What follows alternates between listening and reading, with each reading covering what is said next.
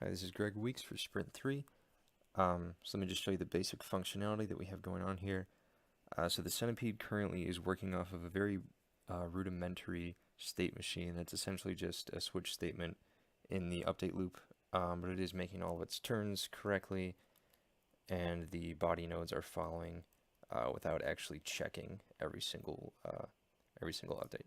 So the Centipede itself, if we take a look at the header file here, I have an enum with all of its states, so all of the 8 states that we went over. So obviously this isn't in, each of these states aren't their own classes with headers and .cpps, but the way that I'm implementing it now, just as a placeholder, is switching between each of these states in the main update loop, which is actually in the centipede head.cpp. So it's just a big large switch statement, so we're not actually getting any better functionality here. But yeah, it's going to be easier to translate this into a real state machine once we get to that point. But everything is working correctly. So we've got a centipede body and a centipede head, which are derived from the main centipede class, which is where all the actual movement functions, well, the movement states are defined. Yeah, so again, very rudimentary, but I should be good for future sprints when we actually get down to business. Okay, so that's about it for the centipede. Yeah, so right now I can still destroy the centipede, but it kind of bugs out because we don't have the turning done yet. Let's just move right on to the spider. So as you can see, he's only moving to the left, staying within the player area, being spawned in correctly. I can actually shoot him and kill him. And when it collides with the player, you see down here it says killed by Spider-Man, so we know that the collisions are actually working.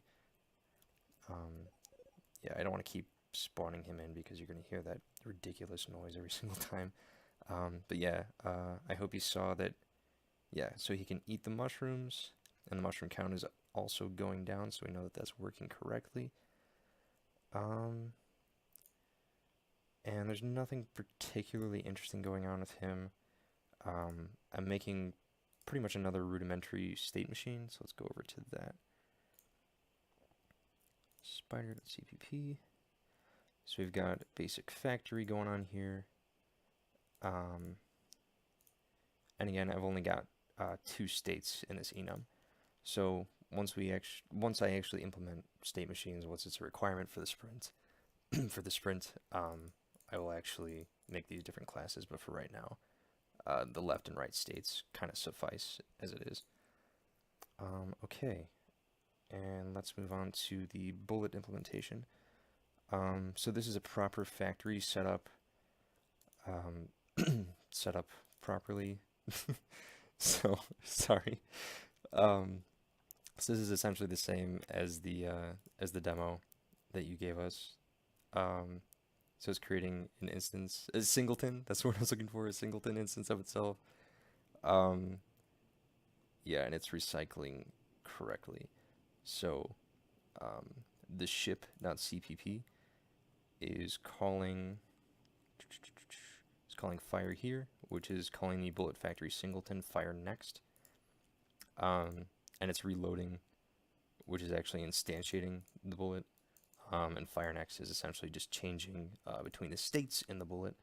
Again, we've got another rudimentary state machine, so loaded and firing. So that's all that the fire method is actually doing, just changing those states. And then, yeah, so the reload method is actually instantiating or calling a recycled bullet.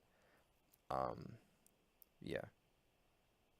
So there we go, and can fire this up one last time just so we can double check that the bullet functionality is working correctly. So I can still destroy mushrooms, and I'm just holding down space, and all of that is working just fine. Okay, and I think that's about it for this sprint. See you in class.